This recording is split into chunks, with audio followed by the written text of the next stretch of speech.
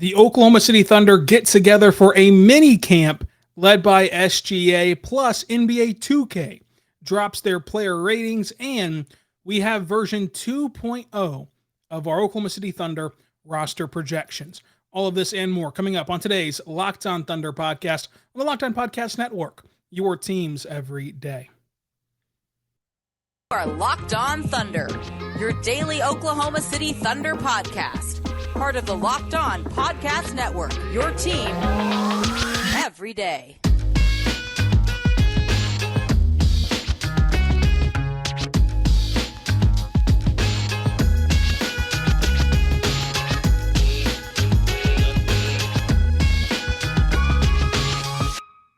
Let's get it going on the Locked On Thunder podcast on the Locked On Podcast Network, your teams every day. I am your host, media member, and editor-in-chief over at thunderousintentions.com. Rylan Styles, you can follow me on Twitter at Rylan_Styles. Follow the show on Twitter at LOThunderPod. Email the show, lothunderpod@gmail.com.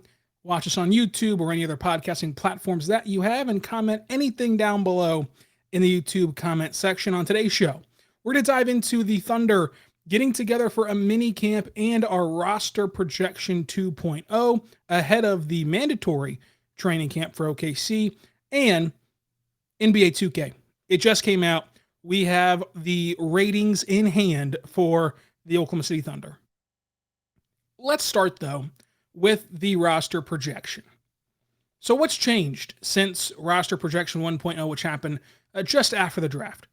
Well, Chet Holmgren, of course, is out for the season. And so a lot of you are going to ask, does that injury from Chet Holmgren grant the Thunder an additional roster spot this year? No. Despite filing for that disabled player exception, the Thunder, if awarded that exception, which they should get awarded that, but if they are awarded that, it doesn't give them a roster spot, just the monetary value in the sense of they can go sign a player that's worth about $4 million without it really penalizing them in the cap or luxury tax or anything like that. So it's an exception to kind of the financial side of things, but you don't get that roster spot. So even without Chet Holmgren playing a single game this year, the Thunder still have to cut their 20-man roster down to 15 NBA deals and 2 two-way contracts by October 17th.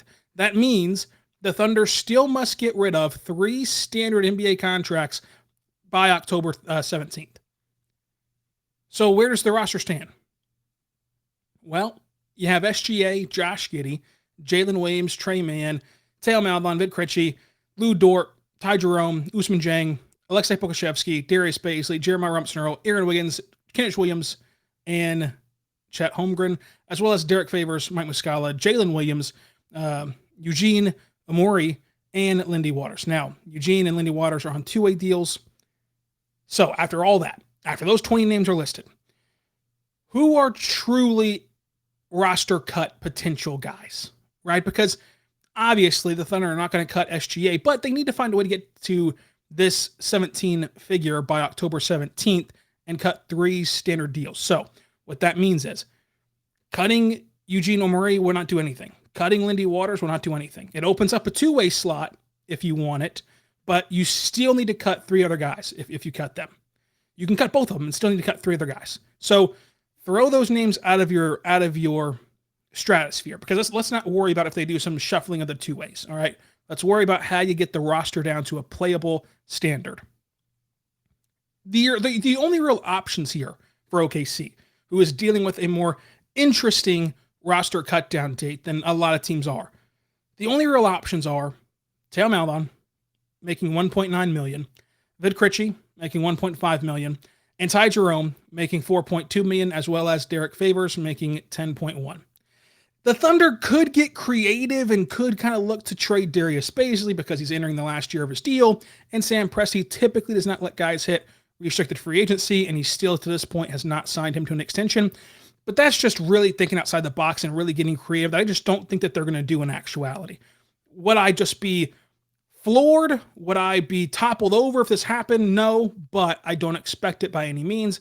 I think that Darius Baisley will begin the season as a Thunder and trying to, of course, reshape his image heading into this, this contract year and heading into free agency next year. So, yeah, Baisley's a creative option, But other than those 5 options, Maldon, Krejci, Jerome, Favors, Bazley, other than those 5 options, anything else would absolutely stun me. I'm going to go ahead and throw that Bazley one out the window, and let's just narrow it down to the core 4. Maldon, Krejci, Jerome, and Favors. My question here is on what's changed, the context behind what's changed. Does Derek Favors now have a more valuable role without Chet Holmgren on the floor? So does Favors increase his on-floor value without Chet Holmgren? Look, I'm not sold on that because I think that if you just looked one for one, Favors is a better player right now, of course, than Jalen Williams. I think if you look one for one, Favors is probably a better option than what you have. But long term, would you rather give a boatload of minutes to Jalen Williams at the center position, who you just drafted in the second round this year, or give it to Derek Favors? So on the floor, we can go back and forth. I lean that this injury does not change the perception of him on the floor. I don't think that this injury just means you absolutely need to keep Derek Favors for a on the floor reason. But we can go back and forth on that, however you see fit with Favors' on-floor production. Where I think that this injury changes things is off the floor. If Chet Holmgren was healthy and he was able to play, and then you had your center spot looking like Chet Holmgren needs minutes, JRE needs minutes, you're probably going to sneak Bazley some center minutes as you did last year. Mike Muscala on the roster, going to have him some minutes. And then, of course, Jalen Williams from Arkansas. That lineup right there, that kind of bulk of bigs allows you to move on from Favors easily, especially whenever you can just wipe away his $10 million this year and not have to, stretch it over a few years or whatever, just get out of it now. But I wonder if, because of this injury, it has a lingering impact on Favors, not because of what he can do on the floor, not because of, needing him to play minutes necessarily. Of course, he's going to play some, but not that you're leaning on him more as a bigger role as a player, but I think that it matters more for Chet Holmgren. And now we'll never know the true value of this, but I do wonder, when Chet Holmgren now can only improve by asking questions and can only improve by watching film and can only improve by mental repetition and can only improve by figuring out what's what in the NBA, again, asking those kind of questions. Well, that's the only way he can improve this year, besides, of course, lifting some weights, with his upper body, shooting off of 1 foot, whatever. That's the only tangible way that he can get better just right now, before he gets any healthier at all. With all that being said, yes, the coaching staff is there. Yes, the coaching staff is great. But some guys learn better from people who they deem as kind of peers, of course, who are on their same level. And I wonder if those questions being asked to Derek Favors instead of being asked to who would you ask if you're Chet Holmgren? If you waive Derek Favors, Chet Holmgren's resource as a big who's been around the block in the NBA and seen a lot of things to get better, his resource is Mike Muscala, and that's it. Whereas, if you do away with 3 of your projects and don't keep one, then you have another option for him, a guy who's been drafted high in the NBA. Like we forget, because Derek Favors is not some superstar all-star guy, but Derek Favors understands, pressure. Derek Favors understands what it's like to be a guy that is looked upon to help a team get over the hump in the playoffs or help a team transform their roster. He was picked 3rd overall in 2010. Like he's been there, done that. Like he has experienced things that Chet Holmgren will experience. The positivity, the negativity, everything. So I wonder if having a guy like that kind of matters for Chet Holmgren off the floor. And is that more valuable, having a guy to explain those scenarios to Chet Holmgren? Is that more valuable than the shot in the dark that maybe Vic Krejci becomes a player? Maybe Tim Maldon figures it out. Maybe Ty Jerome does something. Derek Favors also tweeted out on August 28th that these past 3 years have been an experience, a great learning experience, super motivated. That's what he tweeted out. He said that, super motivated was the ending of that tweet. Doesn't sound like a guy who's been told he's off the roster, right? Does not sound like a guy who's been told he's going to get moved. And again, we're going to debate this for the next 3-4 weeks until we get our answer. But ultimately, we're talking about an end of rotation guy and a guy who will get a lot of DNPs. Like, even without Chet Holmgren, there are still not enough minutes to go around. You still have a ton of guys who you need to get on the floor. So, even if you waive Derek Favors, there's no guarantee that Vic Krejci or Tam Maledon or Ty Jerome will work out, number one. Number two, you don't really have the pathway to get them on the floor a lot to figure things out. Now, you do later on in the season, of course, but right now, whenever everyone's healthy and everyone's, we're trying to figure out how they get their feet wet in the NBA and gel together, there's not a lot of minutes to go around. So what's more valuable? Ty Jerome being the one at the end of your bench or Derek Favors, who can actually help your number 2 overall pick in the film room and help him grow as a player? What is more valuable? And maybe it is the shot in the dark. Maybe it is, I'd rather see if Vic Krejci can become a 12th man than see if Derek Favors can help Chet Holmgren grow in the film room. I'd rather see if Tam Maledon can become a 8th man as a backup point guard than see if Derek Favors can help Chet Holmgren grow. My projection, though, as it stands right now, the cuts are Vic Krejci, Ty Jerome, and Tam Maledon. That's my prediction. We'll see if that comes true. We'll see if that's how it aligns with the Thunder. But the change here is I actually think that Favors has a lot of value the more you think it out than not. Like, obviously, I think that he's a better player than Jalen Williams right now. So you do have an upgrade at one position. Also, what I just laid out there was his emotional role, mental role with your prized possession in Chet Holmgren. I want to say right now, though, our good friends over at Built Bar. Built Bar is a fantastic protein bar that tastes just like a candy bar. Go to BuiltBar.com, use the promo code LOCKEDON15, get 15% off of your next order. Folks, if you haven't tried Built Bar Puffs yet, you are depriving yourself of one of life's greatest joys. And guess what? There's a new flavor. Are you ready for this? Delicious, indulgent cookie dough covered in chocolate. That's right. Built has done it again. Let me introduce you to this incredible flavor, cookie dough chunk puffs. They have a light, chewy texture, real cookie dough chunks, and of course, they're covered in 100% real chocolate. All the joys of eating cookie dough without the hassle of making it, plus it's healthy for you. Cookie dough chunk puffs are only 160 calories and have a whopping 15 grams of protein in them. Run to Built.com to snag a box for yourself, the family. It'll be the perfect treat for you. And honestly, you're going to be looking for a good hiding spot because you're going to want them all for yourself. Go check out BuiltBar.com right now with the cookie dough chunk puffs covered in 100% real chocolate. Check it out today. Cookie dough puff chunks. Built.com, promo code LOCK15, 15% off of your next order.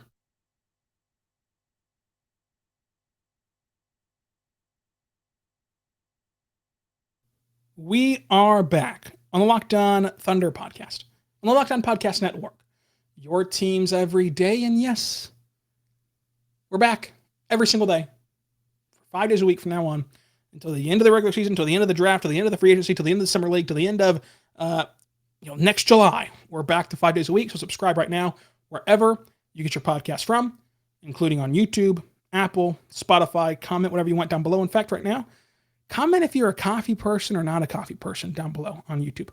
But I want to thank you again for making us your first listen every single morning, every single day. We're here for you talking Thunder basketball. Now let's talk about, after the roster projections, let's talk about that the team got together this week for a mini camp. So this happens around the NBA. Like, around the NBA, teams oftentimes will get together before training camp to have a mini camp, and it's typically led by your best player. For the Lakers, LeBron holds one, etc., etc. This one was led by SGA, and they got together with the guard whisperer, who's a great player developmental coach, and he works with a lot of NBA guys. Worked with Shai for like the last 3 off seasons, I think it is now, just according to social media. 14 players attended though, led by SGA. Mark Daigneault attended along with Chip England and other members of the coaching staff. Other NBA players were there as well, obviously, but It was a very Thunder-centric run, of course, because 14 of their players attended this camp. Everyone except for Vic Krejci, Derek Favors, Theo Maledon, Mike Muscala, and Ty Jerome were there. Do with that what you will.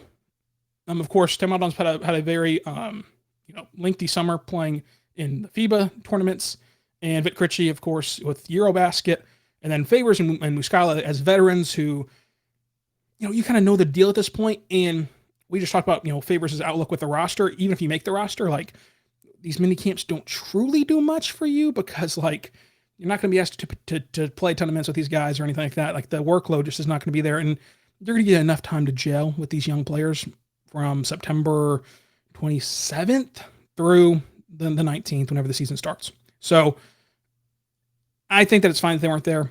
I wouldn't read too much into it, but 14 players being there is a big deal, along with the coaching staff. And the biggest deal in this is that Chip England was there, and it looked like Josh Giddey's jump shot was altered. I don't want to look too much into that because, of course, it's a YouTube video, small sample size on the cut-up clips, but it looked altered a bit. We'll see. It looks like Chip England's going to get to work in a hurry. But Ousmane Dieng drained some threes.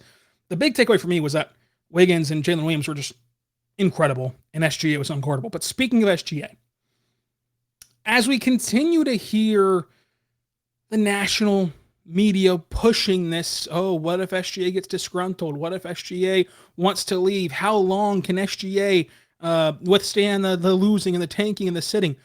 Folks, non-injury related sitting for SGA has been like 10 games in the last 2 years. So it's been injury related. He's been hurt. Like, he didn't play in Team Canada last year, even though he desperately wanted to, and has talked last year, this year, the year before, how important it is to play for Team Canada. He didn't get to play last year because he had plantar fasciitis. This year, he got hurt. He came back, and then, of course, what happened at the end of the season. Like,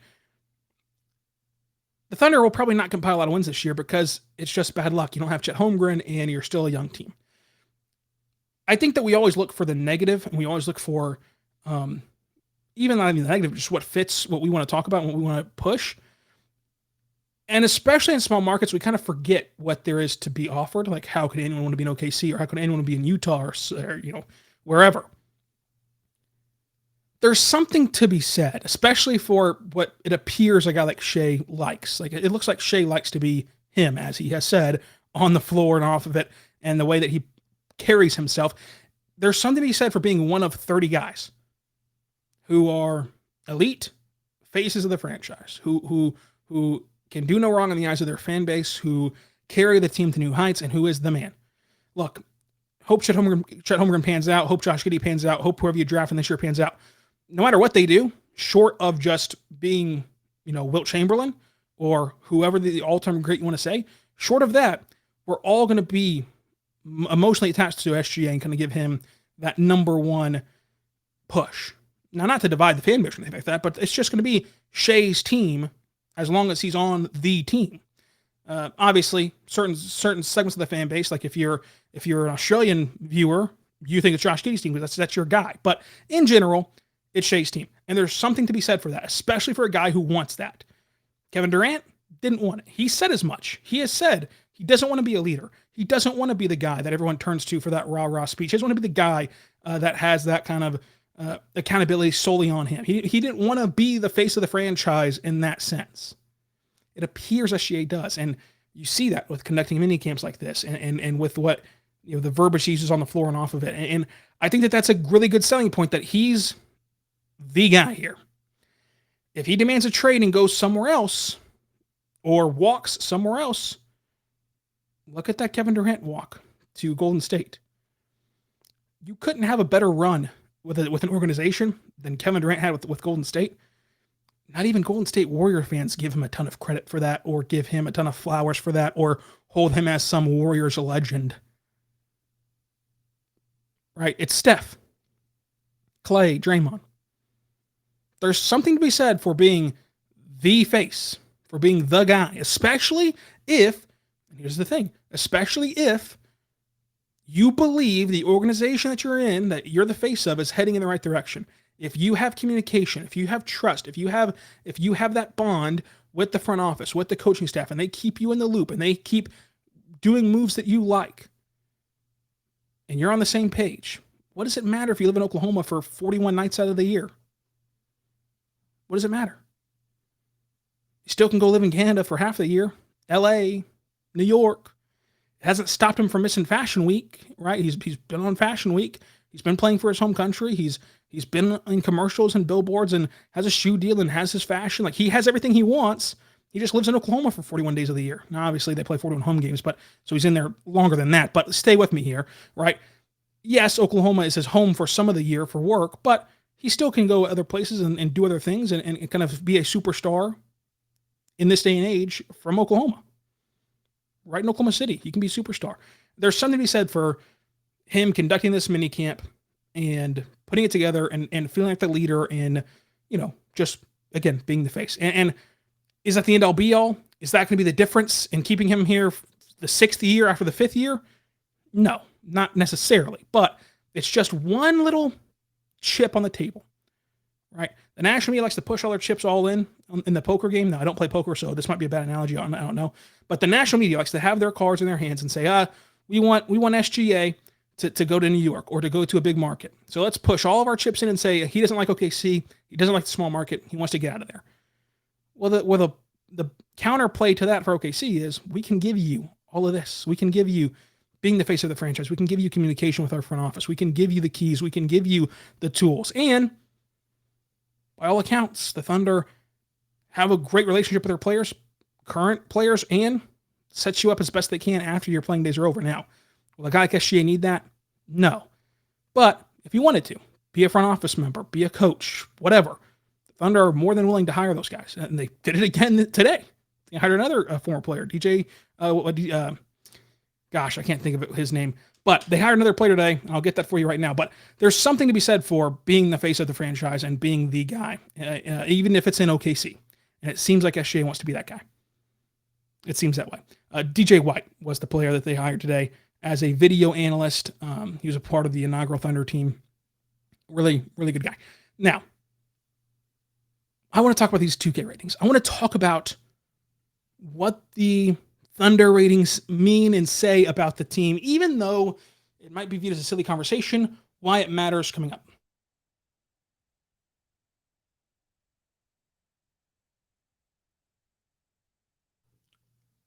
Thank you again for making Locked On Thunder your first listen every single morning, every single day. Now, for your second listen, go check out the Locked On Ultimate Pro Football Preview 2022, an 8-episode extravaganza getting you ready for the NFL season. The local experts on the NFL Podcast Network, Locked On Podcast Network, plus the betting angle from the Sterling of Locked On Bets, all combining into one ultimate NFL preview. Just search right now, Ultimate Pro Football Preview 2022 on your Odyssey app, YouTube, or wherever else you get your podcast from. So 2K came out, and that's very exciting because it's a fun game to play despite its many flaws. And with that comes a new batch of ratings. Now, if you're going to say, whoa, I've already seen this last week. No. You didn't. That website was reflecting 2K22 ratings. There are some changes and additions and everything like that. So the big change is last week, everyone was touting around how SGA is an 88. He comes in at 87 in the actual game. You boot it up right now. You play a game online, which I did with OKC, and I won. I'm 1-0 in NBA 2K. Nobody can beat me. If you want to try, at me on Twitter, at Ryland_Styles. SGA, 87 overall. Josh Giddey, 82 overall. Nice little jump for Josh Giddey as an 82 overall. He's at the 2K event. He's an actual gamer. If you didn't know, he plays 2K a lot. And you can see that on his social medias. 82 overall. Then there's a lot of disrespect for OKC, which is expected. Now, Lou Dort being a 77, personally, should he be in that 80 tier? Yes, but whatever. The thing I understand, but wish was different, is Chet Holmgren being 77. He's behind Paul Banchero. He's behind Jabari Smith Jr. Look, if Chet Holmgren was not hurt, wouldn't really care because they do this every year, right? They rate these rookies kind of low. That way, as the season progresses, they can upgrade their rating. They can give them, the boost and kind of sell it as, hey, in our roster update today, Chet Holmgren went up 5 overalls because he's been balling out in the regular season. You won't get that for Chet Holmgren. But he's a 77. What can you do? Should he be behind Jabari Smith? No, not in my opinion, but it is what it is. Kenish Williams is a 76. Basie's a 76. Favors is a 75. Trey Mann's a 75. Poku's a 75. A little higher than I thought Poku would be, honestly. That is 75. Muscala's a 76. Jerry's a 73. Wiggins is a 73. Here's another standout to me. Jeremiah Robinson-Earl and Aaron Wiggins being viewed on the same plane, I think, is interesting. Now, you can say what they got right or wrong, but these guys' job is to watch the NBA, evaluate the NBA, and to put a 0 through 99 stamp on them, an evaluation on them. And they came to terms that Jeremiah Robinson-Earl and Aaron Wiggins are the same plane. And I think that it goes to show just how good Aaron Wiggins was last year, because he starts the year as a two-way guy. I think his 2K rating last year was like a 65 or 68. First of all, he wasn't even on the game on day one. Then they added him in real quick afterward. And he's now being viewed as the same plane as a guy who the Thunder traded up for to get in the high 30s. 32 overall pick, traded a couple second round picks to go get him. And Jerry. Not a knock on Jerry. I think that Jerry's been fantastic. I think that Aaron Wiggins has been fantastic as well. But it just shows the value OKC got with that move at 55 overall. Ty Jerome, Theo Malbon, both 72 overall. Now here's the other point of disrespect for me. The other rookies, Ousmane Dieng, 72. I don't really have a terrible qualm with that one. Jalen Williams to me. The fact that Jalen Williams is a 72 overall to me is crazy. But again, as I said earlier, they do this with rookies every single year. They're going to rate him very low. They're going to bring him back up once he actually plays in the NBA. It's just kind of how it goes. But I really don't like Williams being a 72. I think his starting rating should be a 74 at the worst. But 72, okay. Lindy Waters, 71. And then the last rookie, Jalen Williams, is a 70 overall. Honestly, I was surprised by Jalen Williams being 70 overall. I thought that Jalen Williams would be kind of the Wiggins treatment of 68 as a starter, as a starting out point for him. But 70 overall, nice for him. Vid Krejci is a 70, and Eugene Amore is a 68. So that's the 2K ratings. What do they mean? Not a lot, but it is interesting every year to bring it to your attention of what guys are rated on 2K. Again, the system is 0 through 99 if you don't play 2K. Typically, about 60 overall is the bottom floor, 99 is the top floor. It's very hard to get 99. Even Kevin Durant is not 99. But to give you a kind of glimpse upon how they think of SGA, DeRozan, Levine, those guys are 88, overall. 88 overall for Levine, 88 overall for DeRozan. SGA, 87. So he's kind of like right there in that range of one good week on those roster updates, and he'll be viewed in that same ilk. It's just one overall difference. So it's interesting. We'll see how SGA can progress this year if he gets his first All-Star nod, especially. But the Thunder are very fun. Thunder will be fun this year, despite the bad news about Chet Holmgren. And I hope that you enjoyed our first or second roster projection. Let me know down below. Number 1, you a coffee person? Number 2, do you like 2K? Do you play 2K? Number 3, what are the 3 players you're cutting this year from this Thunder roster right now? 3 guaranteed NBA deals. Let me know all that down below on the YouTube comment section down below or on Twitter at Ryland_Styles. And until tomorrow, be good and be good to one another.